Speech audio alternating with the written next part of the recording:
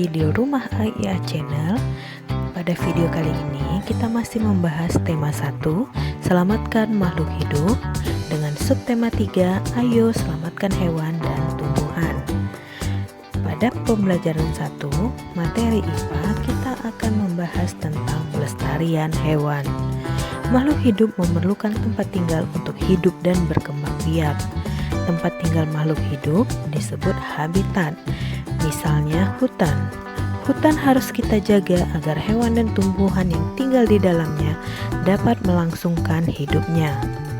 Keberadaan hewan dan tumbuhan sangatlah penting dan harus kita lestarikan agar 1.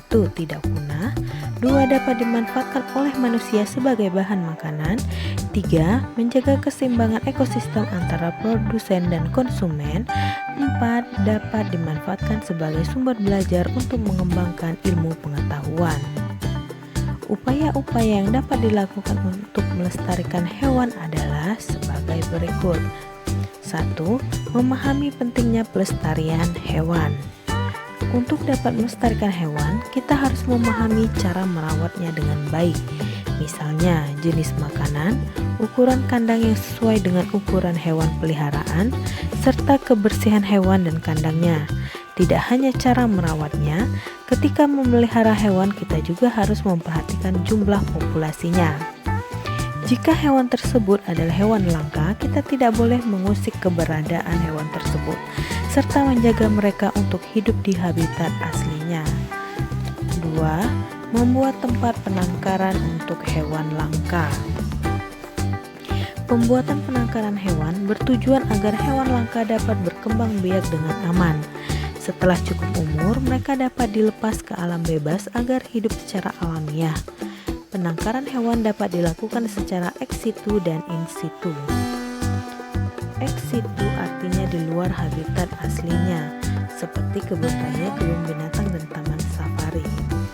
Sedangkan in situ artinya di dalam habitat aslinya, seperti taman nasional, cagar alam, suaka marga satwa, dan hutan lindung. Beberapa jenis hewan langka di Indonesia adalah komodo, orang utan, harimau Sumatera, badak bercula 1, burung cendrawasih, dan burung jalak Bali. Kemudian yang ketiga, tidak melakukan perburuan liar dan jual beli hewan langka. Selanjutnya kita akan membahas muatan bahasa Indonesia, simpulan dalam teks laporan. Simpulan merupakan pendapat yang dibuat berdasarkan ide pokok dari suatu uraian panjang. Kamu dapat menemukan simpulan jika sudah membaca teks secara keseluruhan. Selanjutnya kita masuk ke pembelajaran kedua, muatan IPS, fakta politik di negara-negara Asia Tenggara. Yang pertama, Indonesia dengan ibu kota DKI Jakarta, kepala negara presiden, kepala pemerintahan presiden, hari kemerdekaan 17 Agustus 1945, bahasa resmi Indonesia, lagu kebangsaan Indonesia Raya, mata uang rupiah. Lambang negara Indonesia adalah burung Garuda. Dasar negara Indonesia adalah Pancasila. Setiap sila-sila Pancasila memiliki nilai-nilai yang diamalkan dalam kehidupan sehari-hari. Indonesia mempunyai semboyan Bhinneka Tunggal Ika yang artinya berbeda-beda tetapi tetap satu. Selanjutnya negara Malaysia, ibu kota Kuala Lumpur, kepala negara yang di-Pertuan Agong, kepala pemerintahan Perdana Menteri, hari kemerdekaan 31 Agustus 1957, bahasa resmi Melayu, lagu kebangsaan negaraku, mata uang ringgit. Malaysia merupakan negara kerajaan berbentuk federasi. Kepala negaranya yaitu Sultan yang di-Pertuan Agong yang dipilih bergantian dengan masa jabatan selama 5 tahun. Pemerintahan dijalankan oleh Perdana Menteri yang dibantu oleh parlemen. Malaysia diberikan kemerdekaan oleh Inggris pada tanggal 31 Agustus 1957. Selanjutnya adalah negara Singapura. Ibu kota Singapura, kepala negara presiden, kepala pemerintahan Perdana Menteri, hari kemerdekaan 9 Agustus 1965, bahasa resmi Melayu, Inggris, Mandarin, dan Tamil. Lagu kebangsaan Majulah Singapura, mata uang dolar Singapura. Singapura merupakan negara anggota Persemakmuran. Singapura merupakan negara bekas koloni kekuasaan Inggris yang merdeka pada tanggal 9 Agustus 1965. Lee Kuan Yew adalah Perdana Menteri yang membawa Singapura menjadi negara paling maju di Asia Tenggara. Selanjutnya negara Thailand. Dengan ibu kota Bangkok, kepala negara, raja, kepala pemerintahan, Perdana Menteri, bahasa resmi Thai, lagu kebangsaan Pleng Chat Thai, mata uang baht. Thailand merupakan negara monarki konstitusional yang dipimpin oleh raja. Pemerintahan Thailand dijalankan oleh Perdana Menteri yang dipilih oleh raja. Thailand adalah satu-satunya negara di Asia Tenggara yang tidak pernah dijajah oleh bangsa asing. Hal ini sesuai dengan arti nama Thailand, yaitu tanah kebebasan. Selanjutnya Filipina dengan ibu kota Manila, kepala negara, presiden, kepala pemerintahan presiden, hari kemerdekaan 4 Juli 1946, bahasa resmi Tagalog, lagu kebangsaan Lupang Hinirang dengan mata uang peso Filipina. Presiden Filipina bertugas sebagai kepala negara, kepala pemerintahan, panglima tertinggi angkatan bersenjata yang dipilih setiap 6 tahun sekali. Hari kemerdekaan Filipina diperingati sebagai Hari Republik. Negara selanjutnya yaitu Brunei Darussalam. Dengan ibu kota Brunei Darussalam, Bandar Seri Begawan. Kepala negara Sultan, kepala pemerintahan Sultan, hari kemerdekaan 1 Januari 1984, bahasa resmi Melayu, lagu kebangsaan Allah Pelihara Sultan, mata uang dolar Brunei. Sultan Brunei merangkap sebagai Perdana Menteri dan Menteri Pertahanan yang dibantu Dewan Penasehat Kesultanan. Negara Brunei terletak di Pulau Kalimantan bagian utara. Negaranya berbentuk kesultanan. Brunei merdeka pada tanggal 1 Januari 1984 setelah selama hampir 1 abad menjadi negara jajahan Inggris. Selanjutnya negara Laos dengan ibu kota Vientiane, kepala negara, presiden, kepala pemerintahan, perdana menteri, hari kemerdekaan 19 Juli 1949, bahasa resmi Laos, lagu kebangsaan Peng Sat Lao dan mata uang Kip. Laos merupakan negara satu-satunya di Asia Tenggara yang tidak memiliki batas laut atau pantai. Bentuk negara Laos adalah republik dengan nama Republik Rakyat Demokratik Laos. Pada tahun 1893, Laos dijajah oleh Prancis. Berdasarkan perjanjian Geneva pada tahun 1954, Laos ditetapkan sebagai negara yang bebas dan netral. Selanjutnya, negara Kamboja dengan ibu kota Phnom Penh, kepala negara, raja, kepala pemerintahan, perdana menteri, hari kemerdekaan 9 November 1953, bahasa resmi Khmer, lagu kebangsaan Nokorech, mata uang Riel. Pemerintahan Kamboja dijalankan sebagai demokratik parlementer. Anggota majelis memiliki masa jabatan 5 tahun dan masa jabatan senatnya selama 6 tahun. Militer Kamboja dipimpin oleh Menteri Pertahanan Kerajaan Kamboja di bawah kepemimpinan Perdana Menteri. Negara selanjutnya yaitu Myanmar.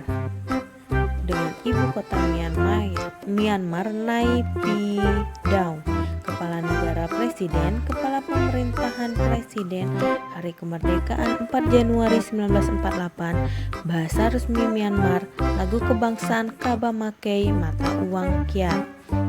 Dulu Myanmar dikenal dengan nama Burma. Myanmar merupakan negara berbentuk republik yang dikepalai oleh presiden. Sistem pemerintahan Myanmar adalah demokrasi parlementer.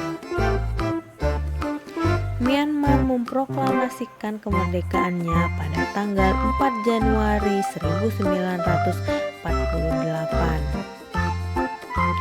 Yang terakhir terakhir adalah negara Vietnam. Dengan ibu kota Hanoi, kepala negara presiden, kepala pemerintahan Perdana Menteri, hari kemerdekaan 2 September 1945, bahasa resmi Vietnam, lagu kebangsaan Tin Quan Chia, mata uang dong. Negara Vietnam berbentuk republik dengan nama Republik Sosialis Vietnam.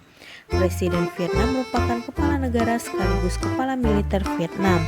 Badan pembuat undang-undang yaitu Majelis Nasional Vietnam. Selanjutnya kita masuk ke muatan PPKN pembelajaran 2, yaitu penerapan sila-sila Pancasila dalam kehidupan sehari-hari. Kamu telah mempelajari makna sila-sila Pancasila. Kamu juga telah mempelajari contoh sikap yang sesuai dengan nilai-nilai Pancasila. Sikap tersebut tidak hanya dapat kita terapkan pada hubungan antar sesama manusia, tetapi juga perlu kita terapkan dalam menyayangi hewan.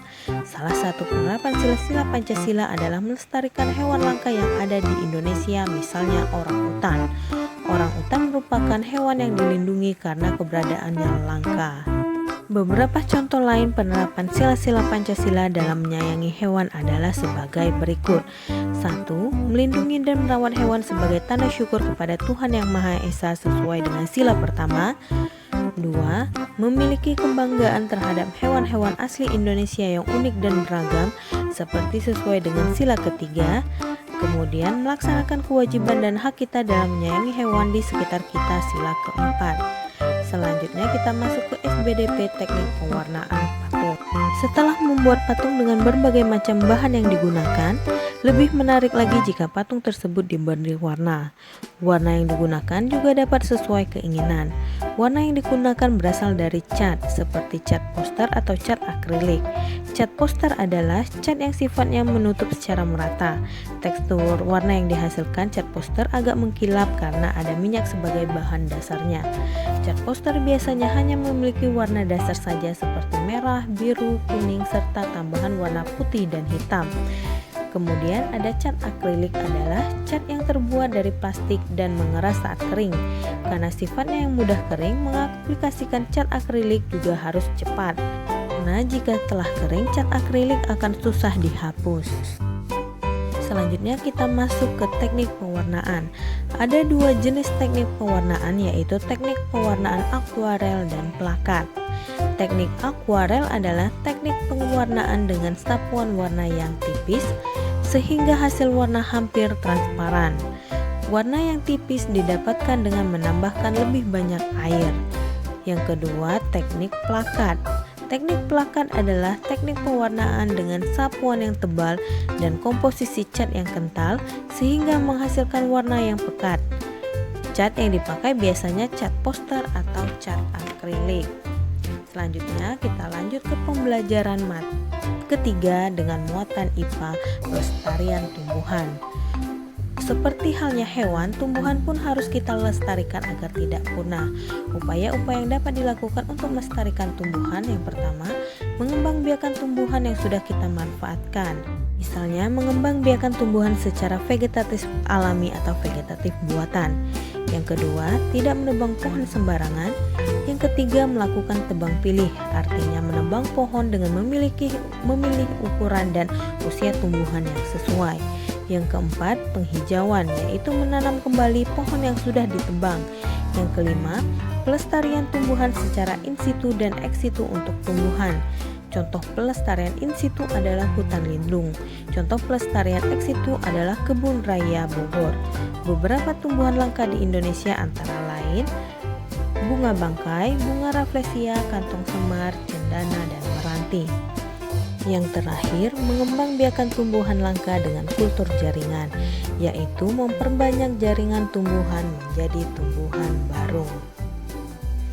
Nah adik-adik, yang terakhir, muatan bahasa Indonesia, membuat simpulan berdasarkan peta pikiran. Ayo, ingat kembali cara membuat simpulan. Simpulan dapat dibuat dengan menemukan informasi penting dari sebuah teks terlebih dahulu. Simpulan disajikan dalam satu kalimat yang berisi pernyataan yang berasal dari ide pokok dalam teks. Simpulan dalam teks memuat pesan yang ingin disampaikan. Intisari tulisan dan ditulis dengan kosakata baku. Simpulan teks dapat dibuat dalam bentuk peta pikiran. Peta pikiran adalah cara menyajikan suatu informasi dalam bentuk kata kunci dan diagram.